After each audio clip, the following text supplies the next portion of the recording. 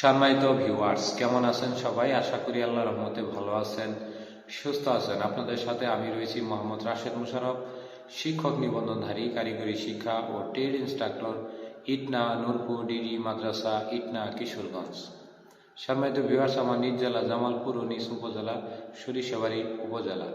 সম্মানিত ভিউয়ার্স, আপনারা দেখছেন job teachers TV YouTube channel. সম্মানিত ভিউয়ার্স, আজকের আলোচ্য বিষয় 19তম শিক্ষক নিবন্ধন 2025-এ অনলাইন আবেদন সংক্রান্ত এনটিআরসি কর্তৃক 10টি নির্দেশনা। অর্থাৎ এই 10টি নির্দেশনা মেনে যদি আপনারা অনলাইন আবেদন করেন, তাহলে পরবর্তীতে আপনার এমপিও ভুক্তি জটিলতা কিংবা ভাইবা রেজাল্টের ফলাফল কিংবা জাতীয় মেধা তালিকা কিংবা পুলিশ ভেরিফিকেশন বা ভিরুল ফর্ম পূরণ সহ সকল সমস্যার সমাধান পেয়ে যাবেন। অর্থাৎ এই 10টি নিয়ম অবশ্যই আপনাদেরকে মানতে হবে।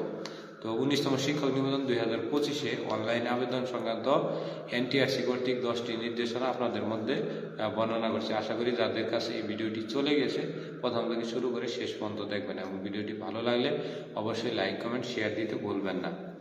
তাহলে অনলাইন আবেদন পূরণের যে নিয়মাবলী, এটি একটি হলো যে শিক্ষাগত যোগ্যতা অনুযায়ী প্রার্থী যে পদে আবেদন করতে ইচ্ছুক এবং ইচ্ছুক ওয়েবসাইটে প্রবেশ করে সেই পদে রেডিও বাটন সিলেক্ট করে আবেদন ফর্ম ওপেন করতে হবে।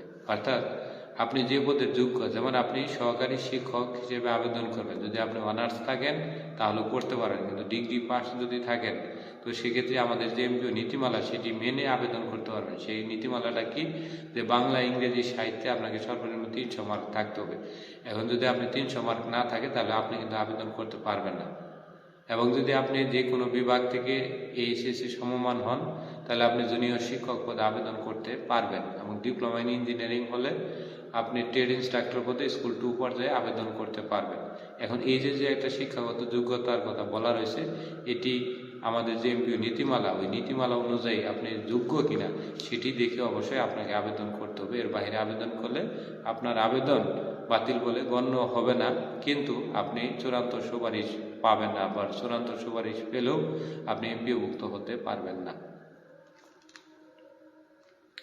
তারপরে আপনি যখন অনলাইনে আবেদন করবেন সেই ক্ষেত্রে আপনার যে স্বাক্ষর সেটি বাংলা এবং ইংরেজি যে কোনো একটি দিতে পারবেন। এই স্বাক্ষরের ক্ষেত্রে দৈর্ঘ্য 300 এবং প্রস্থ 60, এবং আপনাকে অবশ্যই রঙিন ছবি, ব্যাকগ্রাউন্ড থাকতে হবে সাদা সাদা, এবং দৈর্ঘ্য হতে হবে 300 এবং গুণন প্রস্থ হতে হবে 300 পিক্সেল, স্ক্যান করে নির্দিষ্ট স্থানে সন্নিবেশিত করে আপলোড করতে হবে। অর্থাৎ এখানে আপনার স্বাক্ষর 300x80 এবং ছবি যেটি রঙিন ছবি হবে, এবং পিছনে ব্যাকগ্রাউন্ডে যে আমি যেরকম ভিডিও সাদা, পিছনে ব্যাকগ্রাউন্ড এরকম সাদা থাকতে হবে, এবং এটি 300x প্রস্থ 300 পিক্সেল স্ক্যান করে নির্ধারিত স্থানে সন্নিবেশিত করে আপলোড করতে হবে। এটি হলো আমাদের মোটামুটি 2টি নিয়ম। তারপরে আমরা আসি 3 নম্বর নিয়মে। সেটি বলা হয়েছে যে প্রার্থী তাদের নিজের নাম, পিতার নাম, মাতার নাম, এসএসসি বা সমমানের পরীক্ষা পাশের সনদ যে রূপ উল্লেখ রয়েছে সেগুলো অনলাইনে আবেদন করতে হবে। যেমন আপনার এসএসসি সনদটা ঠিক আছে, ইন্টারের সনদে বানান ভুল রয়েছে, কিংবা ডিপ্লোমা সনদে বানান ভুল রয়েছে, কিন্তু সেক্ষেত্রে আপনি অবশ্যই এসএসসি সনদ, অর্থাৎ যে বানানটি সঠিক রয়েছে সেই বানানটি দিয়ে আপনাকে অবশ্যই অনলাইনে আবেদন করতে হবে। এবং এই অনলাইন আবেদনে এই বানানের উপর ভিত্তি করে কিন্তু আপনার শিক্ষক নিবন্ধন সনদ আসবে। তো এখানে বানান ভুল দিলে ওইখানেও কিন্তু বানান ভুল হবে, পরবর্তীতে সংশোধন করতে হবে, এটি অনেক ঝামেলা হবে। অনলাইন আবেদনে তারপরে যে নিয়মটি, অনলাইন আবেদনে প্রার্থী প্রদত্ত মোবাইল ফোন নম্বর পরীক্ষা সংক্রান্ত সকল বিষয়ে যোগাযোগ করা হবে।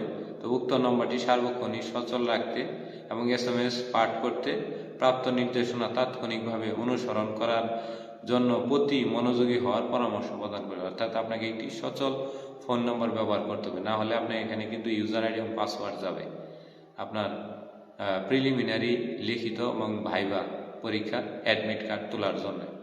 তো সেক্ষেত্রে অবশ্যই ফোন নম্বরটি সচল রাখতে হবে, এবং আপনাকে 350 টাকার একটি পরীক্ষার ফি দিতে হবে।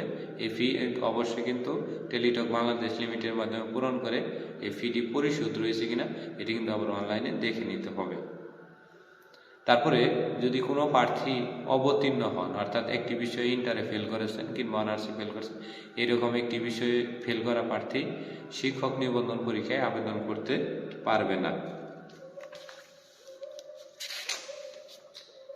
তারপরে বলা হয়েছে যে আপনি বাংলাদেশের যে কোনো 21টি জেলায় প্রিলিমিনারি কেন্দ্রে পরীক্ষা দিতে পারবেন। তবে আপনি যদি এই সব প্রিলিমিনারি কেন্দ্রে পরীক্ষা দেন, তবে সেটি পরবর্তীতে আপনি যদি আরেকটি জেলায় চলে যান, তবে কিন্তু ওই আপনি যেখানে প্রিলিমিনারি পরীক্ষার কেন্দ্র সিলেক্ট করেছেন সেই জেলাতে কিন্তু আপনার পরীক্ষা দিতে হবে, অন্য জেলায় পরীক্ষা দেওয়ার সুযোগ নেই।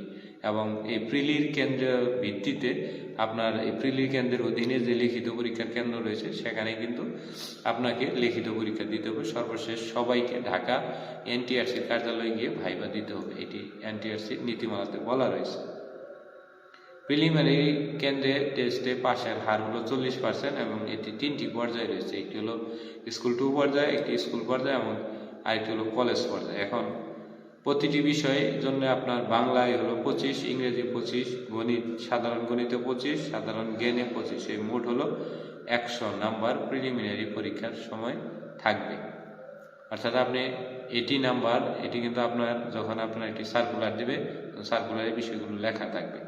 এখন আমি যে বিষয়টি বললাম যে অনলাইন আবেদনের সময় এটি 10টি নির্দেশনা, এই যে আমি যে কথাটি বললাম এটি যদি আপনারা অনুসরণ করে অনলাইনে আবেদন করেন তাহলে আপনার আবেদনটি সঠিক হবে। আবার আরেকটি বিষয় আমি আপনাদের বলি, আপনারা যখন মোবাইল নাম্বারটা দিবেন সেটি অবশ্যই নিজের দিবেন এবং একটি ইমেইল নাম্বার এটি নিজের মোবাইল নাম্বার দিয়ে দিবেন, এটি সর্ব মনে রাখবেন। আর যখন আপনি যে কোনো পদে আবেদন করবেন, আবেদনের সময় প্রতিষ্ঠানের ধরন দেখে নেবেন। ধরন বলতে যে প্রতিষ্ঠানটি কিসের অধীনে, যেমন আপনি সহকারী শিক্ষক বাংলা পদে আবেদন করবেন, এখন বাংলা কিন্তু কারিগরি প্রতিষ্ঠানেও আছে, বাংলা কিন্তু মাদ্রাসাতেও আছে। এখন আপনি যে প্রতিষ্ঠানে আবেদন করলেন সেখানে প্রতিষ্ঠানের ধরন কি লেখা আছে, সেকেন্ডারি অ্যান্ড হায়ার সেকেন্ডারি নাকি মাদ্রাসা নাকি এসএসসি ভোকেশনাল কিংবা দাখিল ভোকেশনাল ইনস্টিটিউট। যদি এসএসসি ভোকেশনাল ইনস্টিটিউট বা দাখিল ভোকেশনাল, তাহলে দয়া করে ওইখানে আবেদন করবেন না, কারণ ওইখানে প্রতিষ্ঠানের পদ কম, পাশ করার পরেও আপনার চাকরি হবে না। তাই আপনি যে পদে আবেদন করবেন সেই প্রতিষ্ঠানের ধরন দেখে নেবেন। অবশ্যই স্কুলে আবেদন করার চেষ্টা করবেন। স্কুলে পদ না থাকলে, যদি সেখানে যে আপনি যে পদে আবেদন করবেন সেগুলো স্কুলের কোনো পদ না, তাহলে মাদ্রাসা দেখবেন, মাদ্রাসা না থাকলে সেক্ষেত্রে কারিগরি দেখবেন। যেমন আপনি সহকারী শিক্ষক কৃষি শিক্ষাতে আবেদন করবেন, সহকারী শিক্ষক ডিপ্লোমা পাশ করে করেন বা বিএসসি পাশ করেন, 2 পাশ করেই করতে পারবেন। কিন্তু আপনার কিন্তু স্কুলের জন্য আলাদা বিষয় কোড রয়েছে, মাদ্রাসার জন্য আলাদা রয়েছে, আবার কারিগরির জন্য আলাদা কোড রয়েছে। এখন আপনি যেখানে মন চায় সেখানে আবেদন করেন। যদি স্কুলে আবেদন করেন তাহলে কিন্তু আপনি মাদ্রাসা কারিগরিতে চাকরি করতে পারেন, আবার কারিগরিতে আবেদন করলে মাদ্রাসা এবং স্কুলে আবেদন করতে পারবেন না বা চাকরি করতে পারবেন না। তবে সেক্ষেত্রে আমি বলবো যে আগে আবেদনের সময় দেখবেন যে স্কুলে পদের সংখ্যা বেশি থাকলে স্কুলে করবেন, মাদ্রাসায় পদের সংখ্যা বেশি তাহলে মাদ্রাসায় করবেন, কারিগরিতে পদের সংখ্যা বেশি তাহলে কারিগরি করবেন। তবে মাদ্রাসা এবং কারিগরিতে পদের সংখ্যা বেশি থাকে না, কারণ এদের সংখ্যাটি কম, স্কুলের সংখ্যাটি বেশি, তাই সর্বপ্রথম স্কুল চেষ্টা করবেন। তো আশা করি আমি যে ভিডিওটি যে কথাটি বললাম যে 19তম যে শিক্ষক নিবন্ধন 2025 অনলাইন আবেদনে সংক্রান্ত এনটিআরসি কর্তৃক যে 10টি নির্দেশনা, সেই নির্দেশনার 10টি ধাপে ধাপে আমি আপনাদের বোঝালাম। আশা করি ভিডিওটি বুঝেছেন। ভিডিওটি ভালো লাগলে অবশ্যই লাইক কমেন্ট শেয়ার দিতে ভুলবেন না, আর আমাদের এই জব টিচার্স টিভি ইউটিউব চ্যানেলের সাথেই থাকুন।